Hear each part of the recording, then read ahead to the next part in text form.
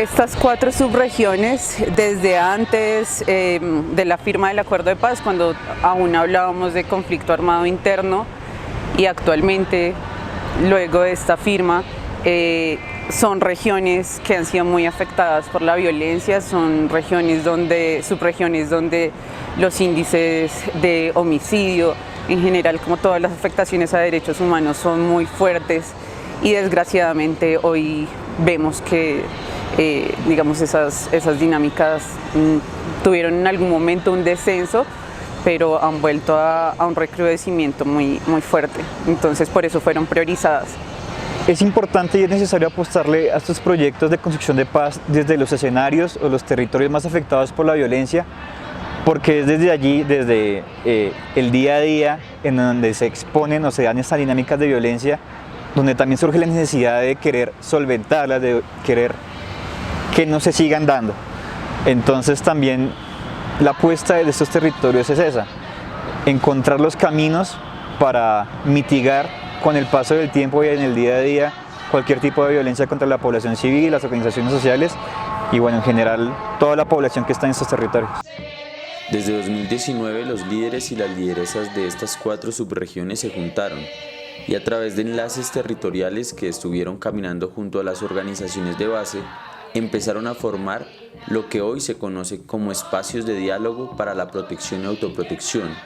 una respuesta ante el abandono del Estado colombiano por las personas líderes que día a día sobreviven a la violencia. En este momento histórico en el que nos encontramos, tanto en el país, pero en el norte del Cauca específicamente, una subregión que en estos momentos está siendo fuertemente golpeada por un crecimiento de actores armados, una ola de violencia, pero también donde se evidencia una presencia diferenciada del Estado, en el cual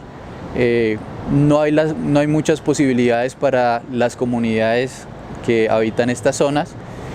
Y en ese sentido, esta apuesta de Reo de poder generar estos espacios de diálogo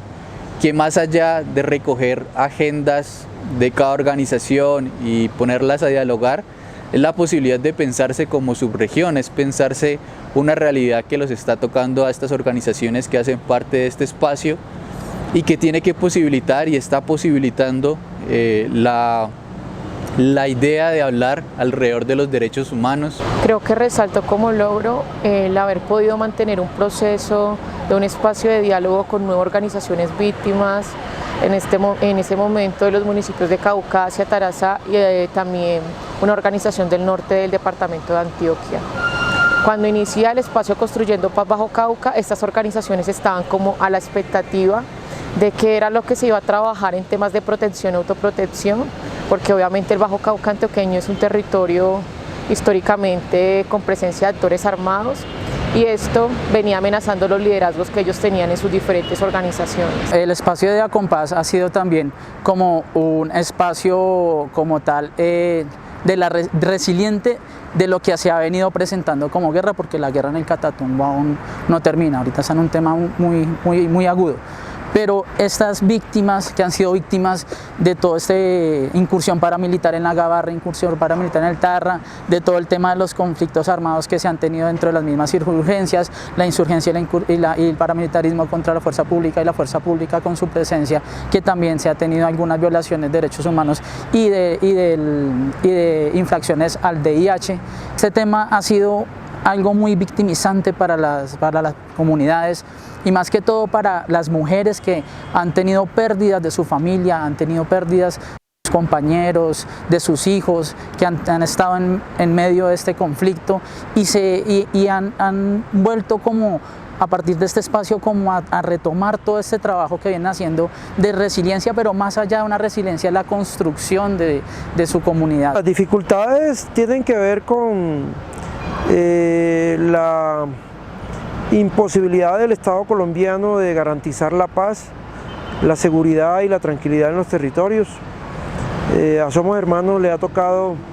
desarrollar su trabajo en condiciones muy difíciles de un nuevo ciclo de guerra y de confrontación en los territorios, y sin embargo Somos Hermanos no ha bajado el ánimo, no ha bajado su interés y su compromiso por trabajar por las comunidades de donde provienen cada uno de sus miembros. Una respuesta a varias manos, a varias miradas, unos espacios construidos a través de diálogos largos y tendidos que suponen estas subregiones y sus múltiples liderazgos que la conforman. Bueno, siempre con el proyecto se buscó vincular organizaciones de la sociedad civil con distintas trayectorias, distintos enfoques de trabajo, enfoques étnicos, enfoques ambientales, enfoques de trabajo con víctimas. Hay múltiples miradas sobre los territorios.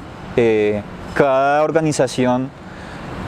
se focaliza en una o dos miradas, pero entonces la integralidad también giraba en torno a eso, a que fuera como un crisol en el que confluyeran distintas perspectivas, afros, indígenas, campesinas, entonces de mujeres también, por supuesto. Entonces eso fue como la intencionalidad del proyecto. En cuanto a las organizaciones que confluyen, pues estamos trabajando con 34 organizaciones de mujeres, indígenas, étnico-territoriales en general, de víctimas. La participación de las mujeres es altísima, tenemos un porcentaje de participación de 71% de mujeres en el proyecto.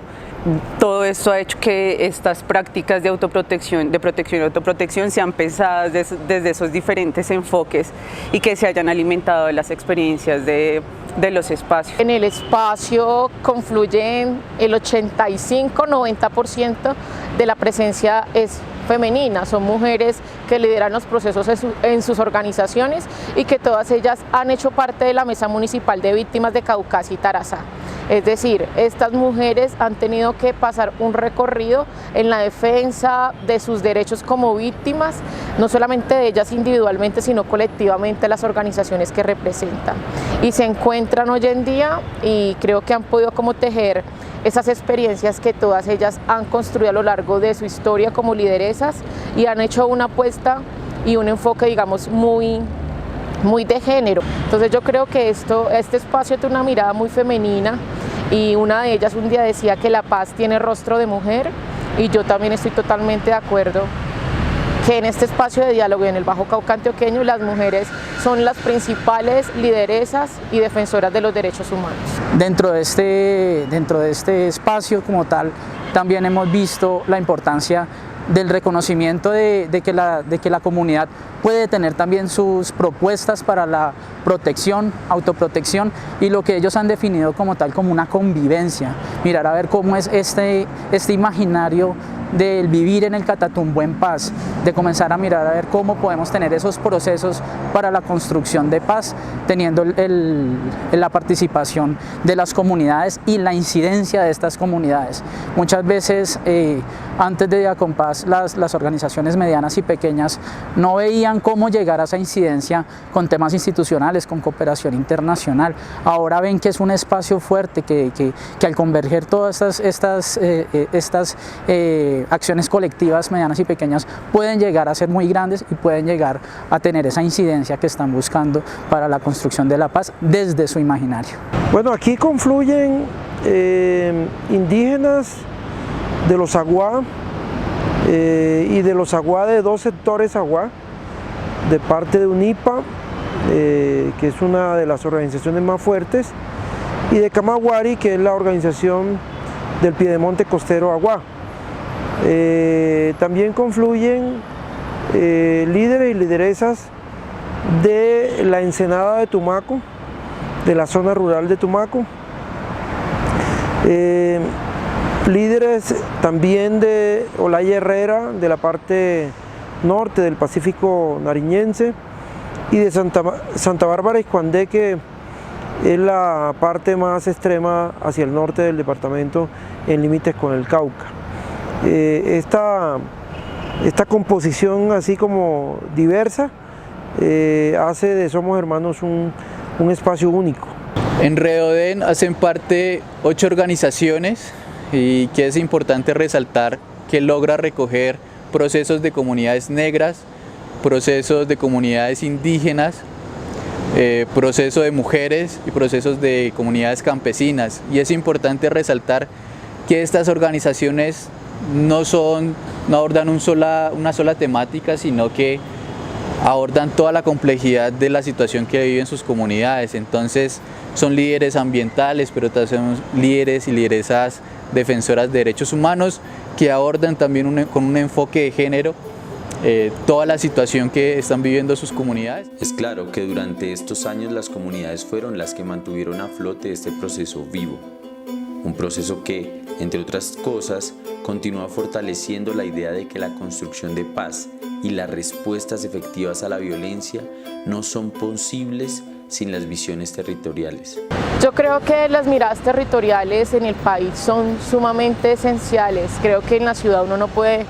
puede dar cuenta de los procesos que se llevan en las organizaciones, de las dificultades que hay en temas de seguridad, las dinámicas sociales, económicas. La misma gente de la región y la misma gente de los municipios es la que conoce su realidad y es la que tiene la ruta para poder solucionar las problemáticas. Nadie de la ciudad va a solucionar las problemáticas de la gente que ya conoce cuál es la ruta para solucionarlos. Creo que la ciudad está hecha para escuchar a la gente del territorio y acompañar estos procesos. Sí, yo creo que este proyecto es un gana-gana, tanto para los espacios como para nosotros. Creo que para Pares fundamentalmente el aprendizaje es poder colocar la lupa de manera detenida en la realidad de cada subregión. El gran aprendizaje también viene de cómo en los espacios de diálogo confluyen muchas experiencias y muchas voces territoriales que también desde su vivencia del día a día, su cotidianidad, nos aportan a nosotros frente a la manera como buscamos acercarnos a esas regiones. Bueno, Pares, yo creo que ha aprendido a que es tan valioso investigar y producir informes como estar al lado y apoyar a los procesos comunitarios. Es decir, yo creo que el gran aprendizaje es entender que las comunidades de donde se extrae toda la información y se producen unos informes que son importantes y que visibilizan las situaciones tanto de crisis humanitaria pero también de capacidades de las poblaciones. Más allá de eso también son comunidades que pueden asumir retos y que Pares ha aprendido con ellos a asumir estos retos.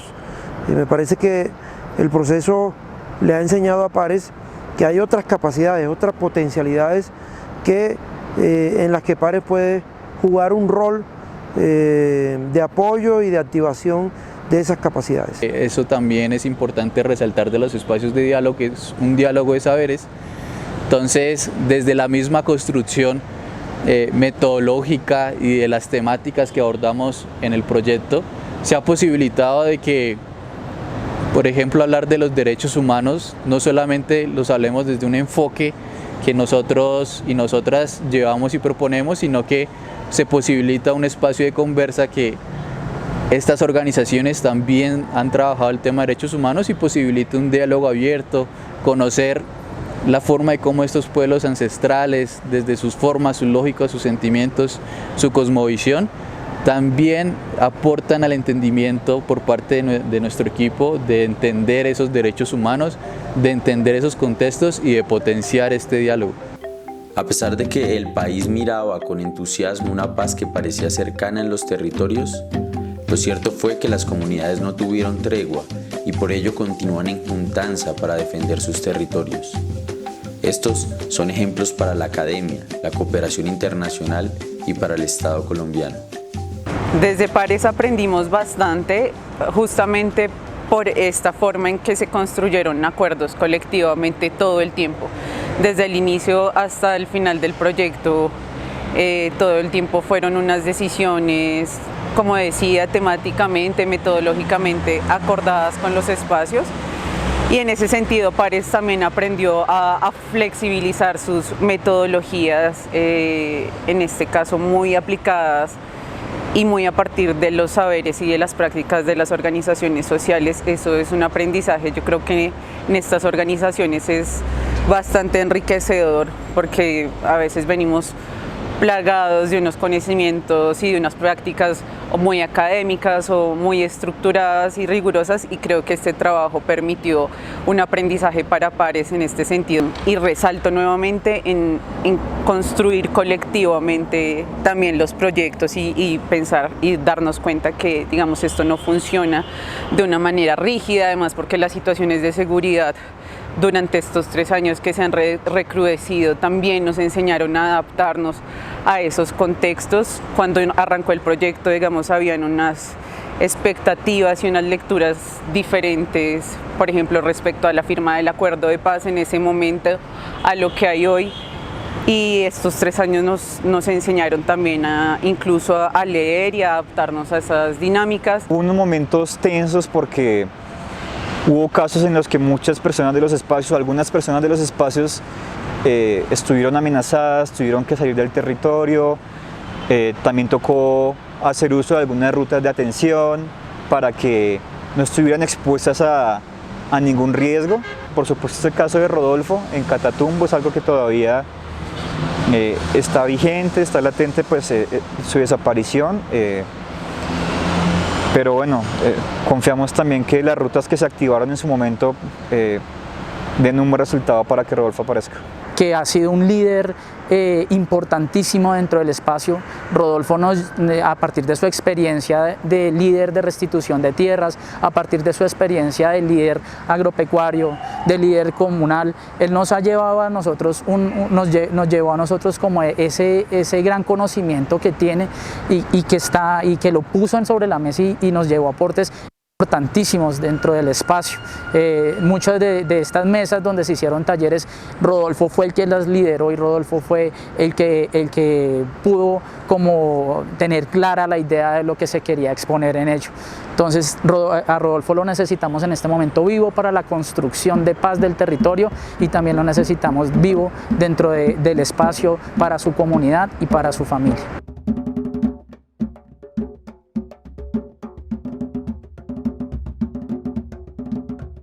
Creo que es importante que esto se mantenga porque hay una apuesta allí de una construcción del tejido social, porque hay una apuesta allí de resistencia, por supuesto, de mantenerse trabajando en un escenario en el que definitivamente no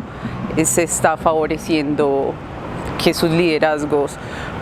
tengan las agendas políticas activas, pero que se están haciendo unos esfuerzos grandes por hacerlo, y creo que esa es la importancia de mantener esos espacios activos. Agradecemos a cada una de las personas que han hecho parte de este trasegar por sus valiosas luchas, a pesar de los riesgos que sigue implicando adelantar liderazgos por las comunidades más violentadas históricamente.